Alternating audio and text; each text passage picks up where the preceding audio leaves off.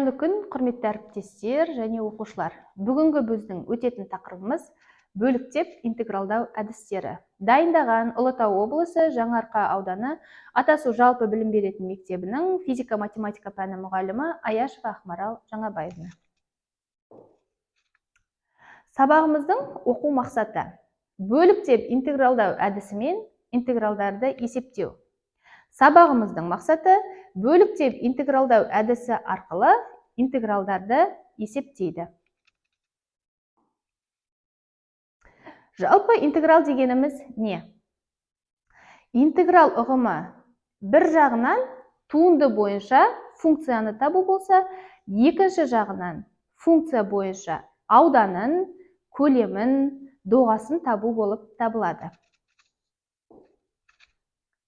Біз білеміз, дифференциалдаудың мақсаты ол берілген функцияның туындысын табу. Ал интегралдаудың мақсаты туындысын біле отырып, біз сол функцияны табуымыз қажет. Сіздерге мынадай өмірмен байланыстырып мысал келтіргім келіп тұр. Дифференциалдаған кезде біз сиырды дифференциалдайтын болсақ, одан біз не аламыз? Сүт аламыз. Ал сүтті дифференциалдайтын болсақ, одан біз ірімшік аламыз. Енді интегралдауға келетін болсақ, сүтті біз интегралдайтын болсақ, біз одан алғашқы функциямызға қайтып келеміз. Яғни, оның сүтті неден аламыз біз? Сиырдан аламыз. Интегралдаудың негізгі мақсаты осы болып табылады.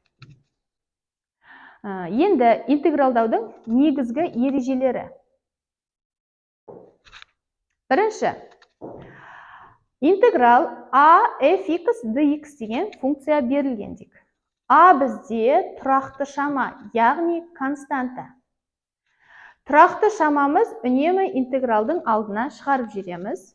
Интеграл функциямыз интегралдың астында қалады. Осы функцияның интегралын табамыз. Екінші, екі түрлі функция беріледі, оның қосындысын табу керек делік. Ол үшін бірінші функциямызды бөліп аламыз интегралымен, қосамыз екінші функциямызды. Яғни күрделіні біз оңтайлатамыз. Үшінші кезінде fx dx функциясы, одан fx алғашқы функциясы шыққан. Қосылған с деп отырғанымыз, ол бізден тұрақтыға келеді, яғни тұрақты сан. Келесісі f ax қосылған b dx функциясы берілсін. Бұл жерде қарап отырған ax-іміз күрделі болғандықтан, интегралдаудың негізгі формулаларына сәйкес a функциясы керісі жазылады, бір бөлінген a, f ax қосылған b-ның өзі жазылады. Және де оның тұрақты с қосылады. Яғни интегралын тауып болғаннан кейін міндетті түрде с тұрақтысын қосу қажет.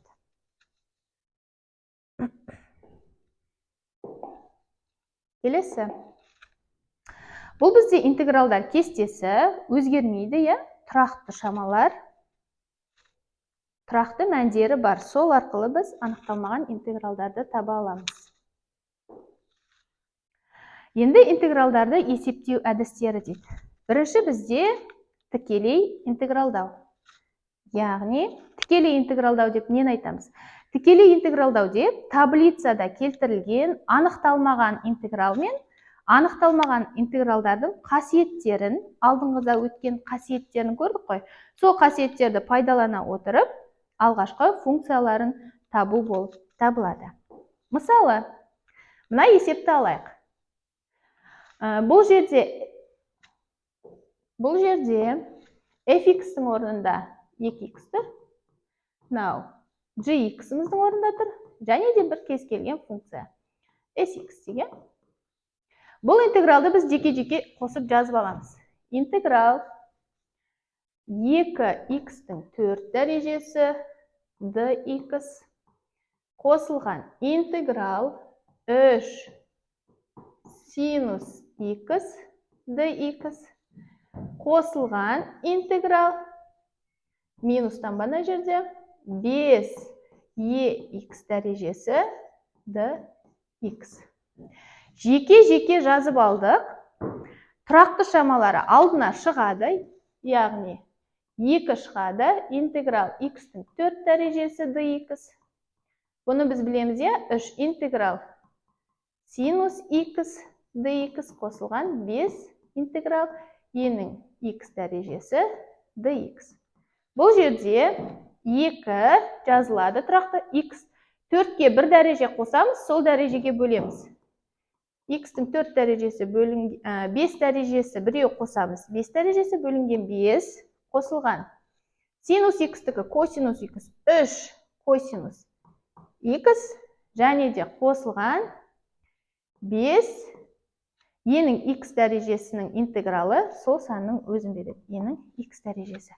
Қосылған с тұрақтысы. Есебіміздің шешімі осылай болады. Тексерейік. Міне, жекелеп интегралдап алдық. Тұрақтыларын алдына шығардық. Әр қайсының интегралын таптық. 1 дәрежеге біреу қосып, сол санға бөлеміз. С1, С2, С3. Ең соңында осындай өрнек аламыз. Бұл қарапайым интегралдауды есептеу. Енді біздің негізгі тақырыбымыз осы бөліктеп интегралдау әдісі. Ол қандай? Интеграл UDV-ны UV алынған интеграл VDU-ға салу, яғни осы формулаға салу.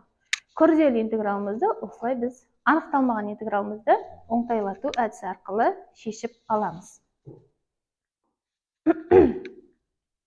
Осы интеграл шешкенде оқушыларымыз қайсысын U деп белгілейм, қайсысын V деп белгілейм деген көптеген қиындықтарға ұшырап жатады. Сол үшін сіздерге мен Липпет әдісі және Лиате әдісін ұсынғым келіп тұр. Мұндағы Липпеттағы L логарифмдік функция, I inverse function, яғни кері тригонометриялық функция, үшінші P polynomials, яғни ол бізде алгебралық функция, exponential function, ол бізде экспоненциалды функция және тригонометриялық function, тригонометриялық функция. Дәл солай Лиате L логарифмдік функция, I кері тригонометриялық функция, A алгебралық функция, T тригонометриялық және де E көрсеткіштік функция. Бұларды біз есепте қалай қолданамыз? Осы Лиате сөзінде бірінші тұрған әрпіміз U деп белгіленеді, екінші тұрған әрпіміз V штрих. Яғни, мысалы, сіздерге x, міне, x косинус 4x dx функциясы беріліп тұр, мұндағы x-іміз бізде алгебралық функция білеміз. Косинус 4x-іміз тригонометриялық, алгебралық функция. Лиате сөзінде әрпі бірінші тұр, тригонометриялықта Т әрпі екінші тұр.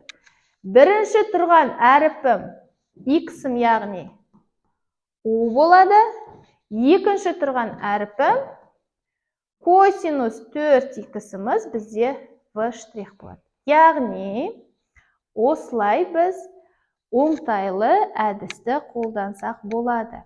Балалар бізде берілген функцияда, мысалы, x-ті U деп белгілейм ба, косинус 4x-ті U деп белгілейм бе деп ешқандай бас қатырмайды. Тек Лиате сөзін жаттап алсақ болғаны. Қазір осыған мысал есептер шығарып көрейік. Практикалық жұмыс. X косинус x. X дегеніміз айттық. Алгебралық функция, косинус x тригонометриялық функция. Лиате сөзі жазылып тұр бізде. Бірінші әрпі бірінші тұрғандықтан оны біз U деп аламыз. Т әрпі екінші тұрғандықтан оны V штрих. Біз білеміз, V штрих дегеніміз dV-ның dx-қа қатынасы. Ол тең косинус x дейтін болсақ, пропорция қолданылады. Сонда dV тең болады косинус x dx-ті береді. Бұны біз алғашында өткенбіз. X.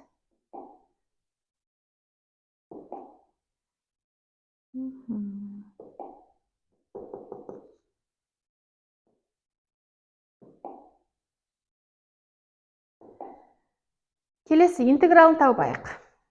U деп отырғаным мұнда бізде X жаздым. V деп отырғаным синус X жаздым. Алынған формула бойынша алынған интеграл синус X V-ны жаздық синус X. Du дегенім dx. Біріншісінде бізде дифференциалдасақ, екіншісінде біз интегралдаймыз. Содан жазамыз. Бірінші өрнектің өзі жазылады. Қосылған. Неге бұл жерде қосу? Синус X-тің интегралы бізде минус косинус X-ті береді. Сондықтан мұна минус танбамыз плюсқа ауысады да, косинус X қосылған с тұрақтысын аламыз. Келесі есеп.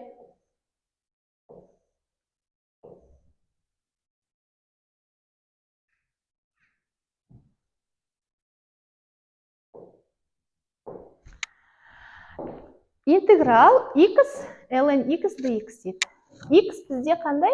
Алгебралық функция, ln x логарифмдік функция. Лиаты сөзін қараймыз. L әрпі бірінші тұр. Демек, ln x бізде u болады. A үшінші тұр. A бізде v штрих болады. Енді біз оны бірінші u тең ln x-ті жазып аламыз. Одан дифференциалын табамыз. du 1 бөлінген x dx-ті береді. Келесі v штрихымыз dv тең x dx, оның интегралы x квадрат бөлінген 2-ні береді. Енді осы екеуін қолданып біз формулаға қайтадан қоямыз. u деп отырғаным ln x, v деп отырғаным көбейтілген x квадрат бөлінген 2. Келесі минустан басы қойылады. Интегралды жазамыз. V x квадрат бөлінген 2 көбейтілген du. Du дегенім 1 бөлінген x dx. Мұна квадратпен x қысқарады. Тең. Бірінші x жазылады. X квадрат бөлінген 2 ln x алынған. 2-ден 1 тұрақты шаманы алдына шығарамыз. Интеграл x қалды, x dx. Ол тең болады.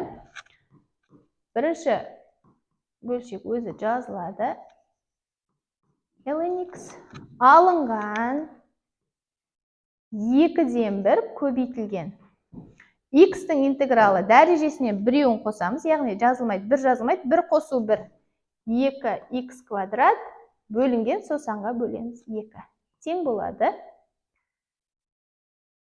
X квадрат бөлінген 2 ln x алынған. X квадрат 2 мен 2-ні көбейтем. 4 және қосылған неміз бар? С тұрақтысы бар.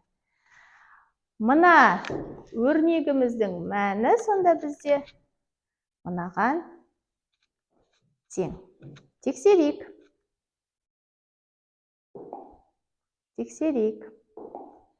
Міне. X квадрат бөлінген 2 ln x алынған. X квадрат бөлінген 4 қосылған с тұрақтысы. Енді балалар, бұл сіздерге өздік жұмыс тапсырмалары. Енді сіздерге көрсеткіштік дәрежемен бір мысал көрсетейін. Косинусқа шығардық, жаңа синус 2x бұларға шығардық. Жаңа енді біз мына түрге бір есеп шығарып көрейік. Бірінші не жазып аламыз? Лиаты. Лиаты. X дегенім қандай функция? Алгебралық. Енің x дәрежесі экспоненциалдық. Алгебралық бірінші түр, демек бұл u болады бірінші тұрғандықтан. экспоненциалымыз адан кейін тұр, демек бұл в штрихіміз болады. Жазайық. Формуламызды еске түсірейік. УВ алынған интеграл ВДУ. У деп отырғаным X, dv деп отырғаным E'нің минус X дәрежесі dx. Енді біріншісінде дифференциалын табамыз. du X-тікі 1-ге тең, du dx. Бір жазылмайды. Келесінің интегралын тапсақ, v-ны тапсақ, E минус X. Минусы сақталады, бірақ сол шаманың өзі қайтадан жазылады. Тең. Қоямыз формулаға. U X-ті береді. V минус E минус X алынған интеграл V минус E минус X du dx. Ол тең. Минустан басы алдына шығады. Минус X, E'нің минус X дәрежесі алынған.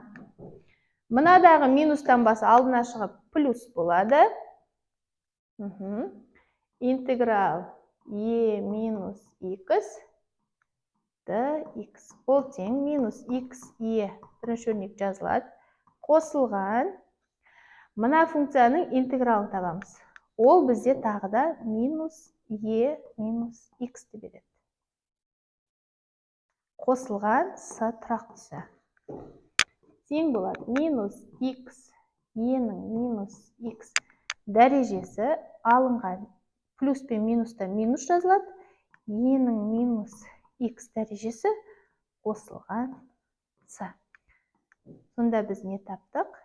Мына өрнектің шешімін таптық. Қалған үш есепті өздеріңіз мысал түрінде шығарып көрсеңіздер болады.